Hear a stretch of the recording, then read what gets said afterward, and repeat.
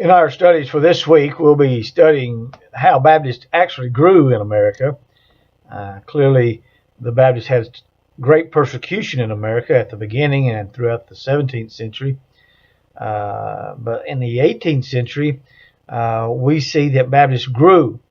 And we want to discuss in this lesson today a little bit about why they grew and what caused Baptists to grow in a great way during the 1700s was the revivals.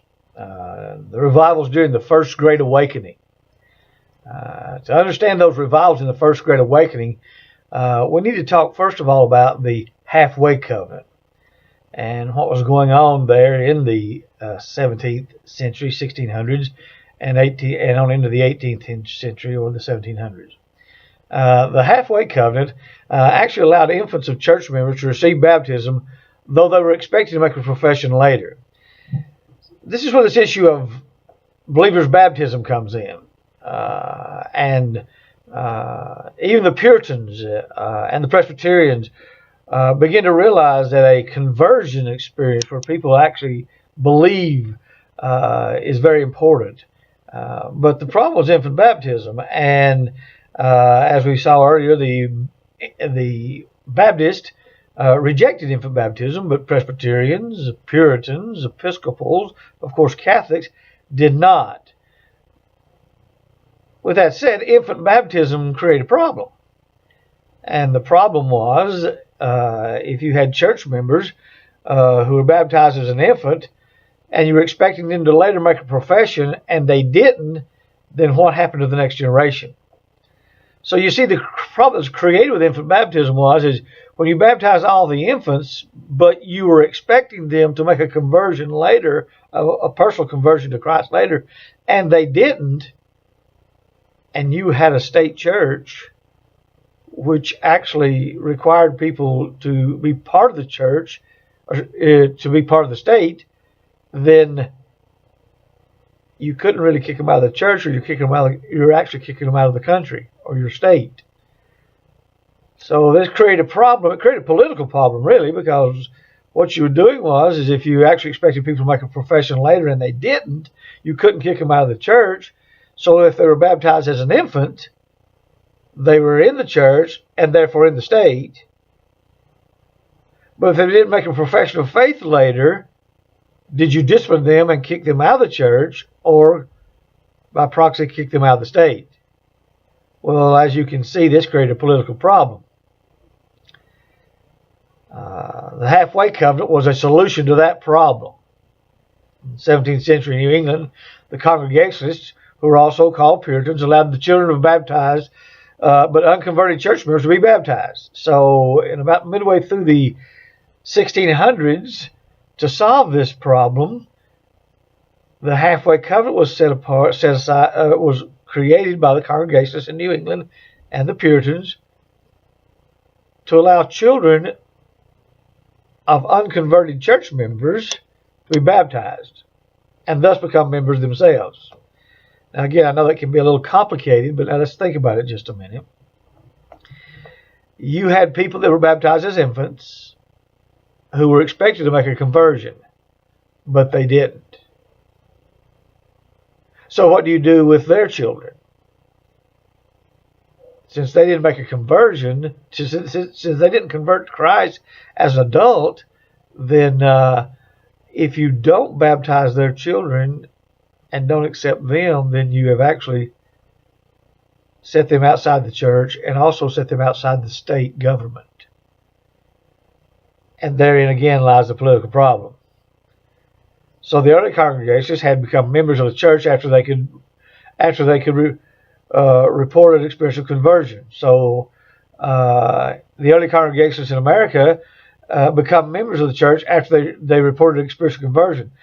Their children were baptized as infants, but these children were admitted to full membership in the church and permitted to take the Lord's Supper. They were expected to give evidence of a conversion experience. Well, many of these never reported a conversion experience. So as adults, they were considered church members because they were baptized, although they were not admitted to the Lord's Supper and were not allowed to hold office or vote. So whether the children of these baptized but unconverted church members should be accepted for baptism became a matter of controversy.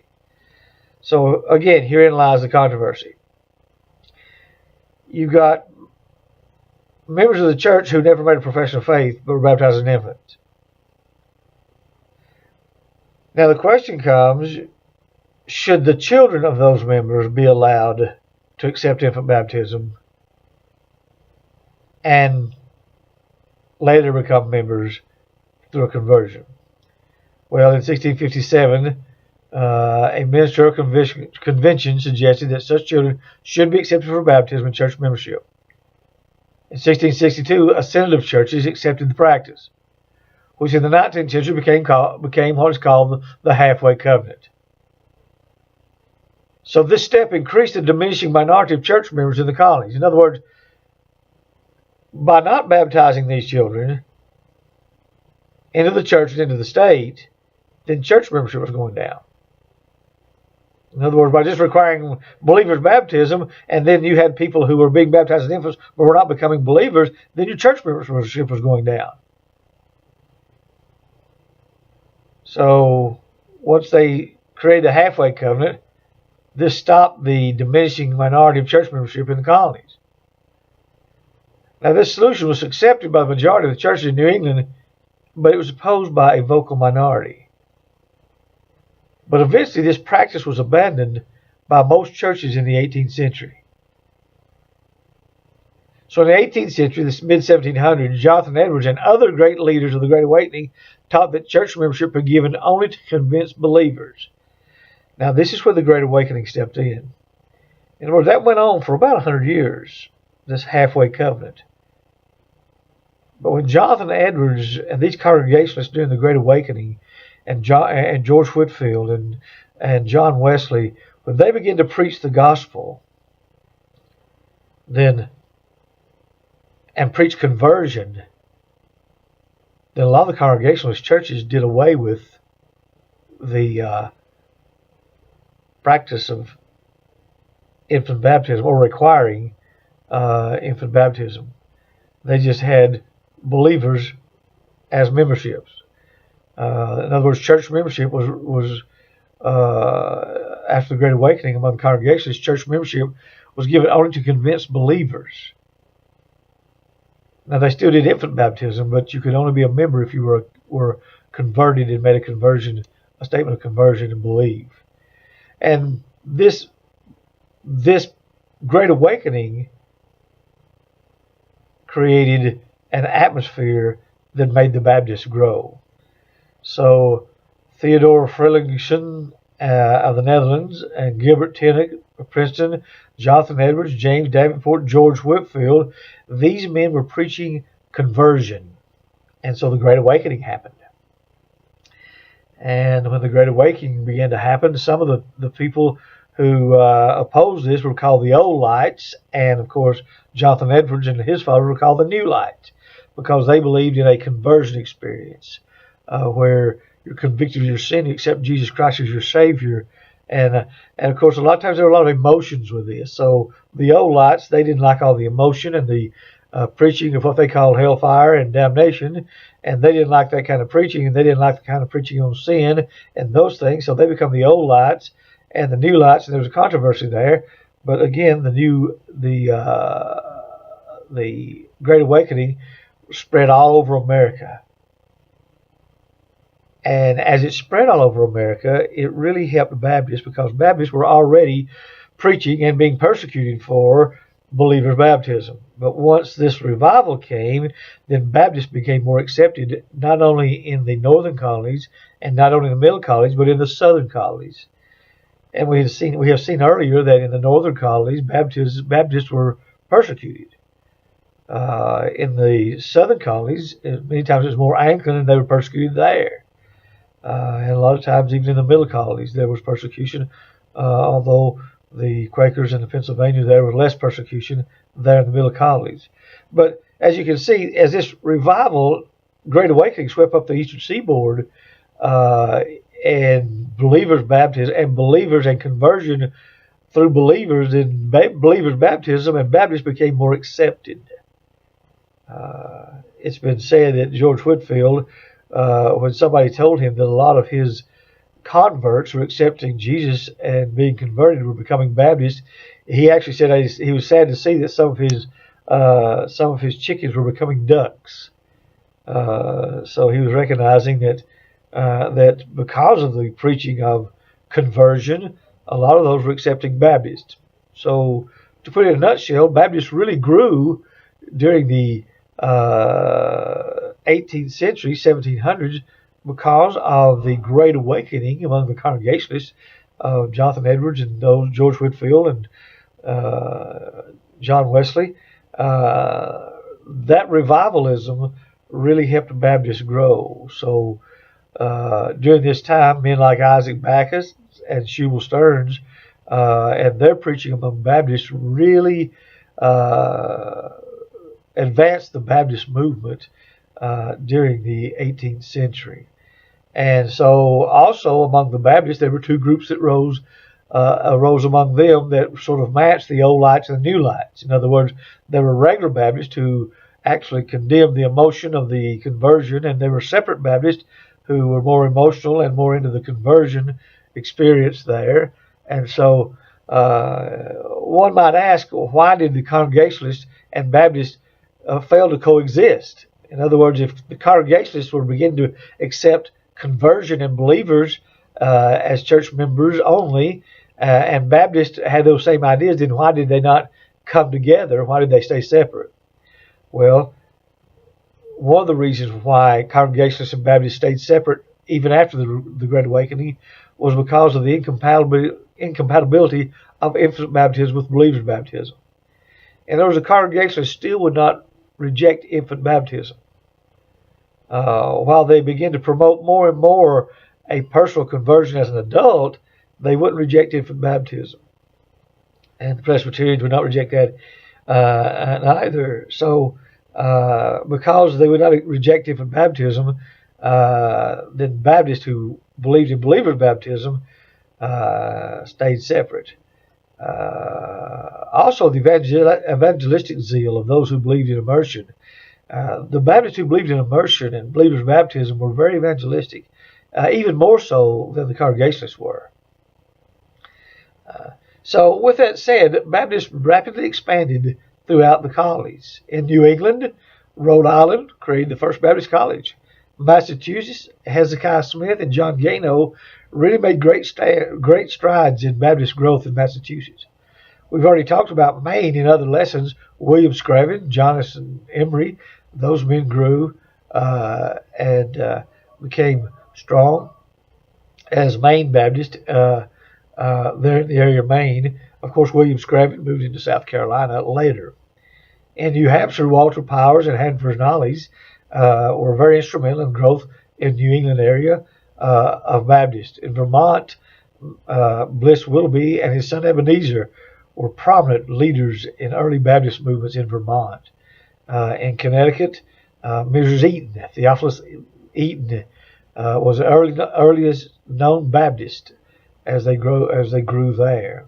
Of course, Free Will Baptist also grew by the preaching and teaching of a man named Benjamin Randall. In the middle colonies, Baptists grew because there was really more religious freedom than even in the South. And that religious freedom basically came from Pennsylvania because the Quakers had settled Pennsylvania and they advocated religious freedom. So Baptists had more of a chance to move there. And of course, New York, Delaware, New Jersey, where Obadiah Holmes and Thomas Killingsworth and Elias Keach. Now, in the southern colonies, there was severe persecution of Baptists and dissenters by the Anglican Church.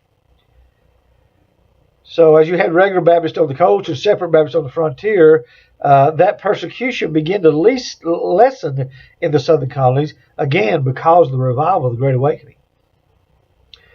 Whitefield preached all the way down into Georgia, and these men were preaching all over the South too, and revival favored there. And as revival grew in the South, then Baptist also grew in the South, and that created less persecution from the Anglican Church, which was very strong. And again, that's when William Screven moved to South Carolina, and of course you had the opposition to George Whitefield in the South by men like Thomas Simmons, But Oliver Hart, who was very Calvinistic, also came into the South there, and Richard Furman, who was also part of the Calvinistic movement and the revival and missionary movement there in the South, and he actually became the first college that became known as Furman University. Of course, Baptists grew in Virginia because of men like Richard G. Torbett, and you had General Baptist and particular Baptists who grew there. Of course, North Carolina, Shubal Stearns and Daniel Marshall are very instrumental in Baptist life in North Carolina. Shubal Stearns' brother-in-law, Daniel Marshall, actually moved to Georgia. And so in Georgia, North Carolina, you have the General, the Separate, and the regular Baptists all in a mixture together there. In Kentucky, Squire Brown, the brother of Daniel, was also a Baptist preacher, along with Lewis Craig. Tennessee, you had the Clinch River Separate Baptist Fellowship there, which was really influenced by the Sandy Creek Association of Shubal Stearns. Of course, Mississippi had Baptist growth there also in the South. So there were a lot of common patterns in the South that we see among Baptists. Baptist growth occurred through migration instead of organized missionary activity. In other words, one of the common patterns in the South was Baptists actually grew through migration more than missionary activity. In other words, Baptists began to migrate further west, and so the migration caused Baptist growth more than missionary activity. Another common pattern is they formed fellowship groups before they formed churches. In other words, really Baptist churches were started off most of the time by fellowship groups. So the regular Baptists, they drew separate Baptists to a modified Calvinistic basis. Baptists in the South welcomed the opportunity to lead their churches through associations, which was another common pattern in the South that we'll talk about a little later. These associations grew. So Baptists in the South, separate Baptists in the South really grew. It really grew through the Sandy Creek Association. And instrumental in that growth, again, was Shubal Stearns and Daniel Marshall. You had separate Baptists, moderate Calvinism. They had disagreements, as we've seen all the way through Baptist life. Baptist education grew. One of the biggest things, though, as we close this lecture today, one of the biggest things that we see happening among Baptists were Baptist associations. I want you to pay particular attention as you read this and do your quizzes. Pay particular attention to this issue of Baptist associations and the function of associations among Baptists.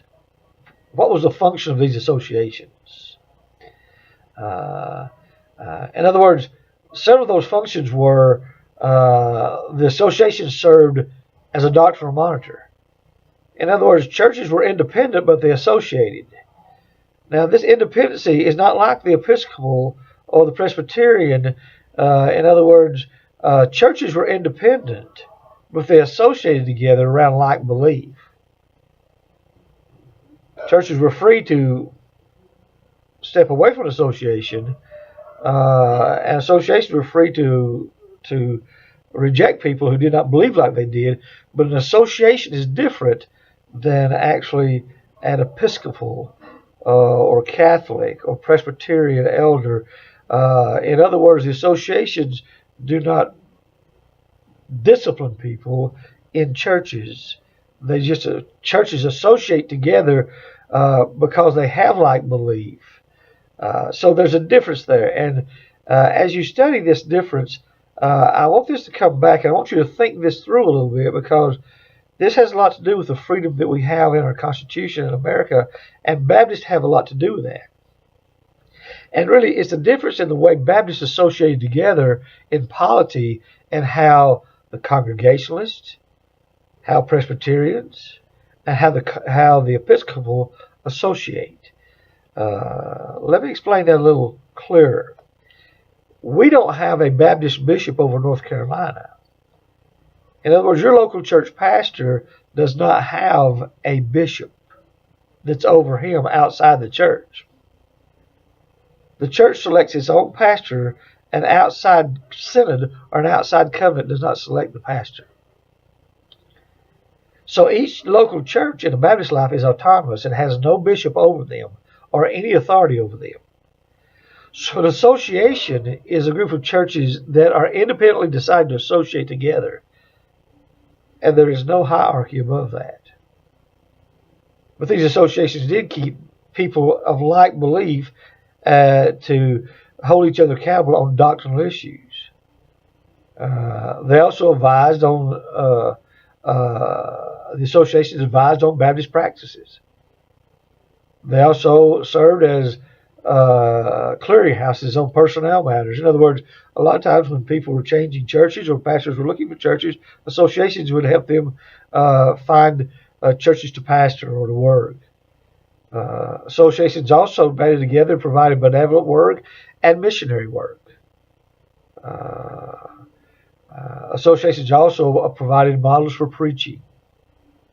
So I want you to be thinking about this difference between Baptist associations and independent churches associated together without a hierarchy of bishops over them versus congregational or episcopal, and the effect that had on religious liberty.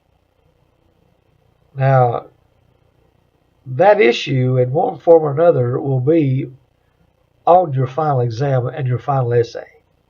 Your final essay will be your final exam will be an essay question.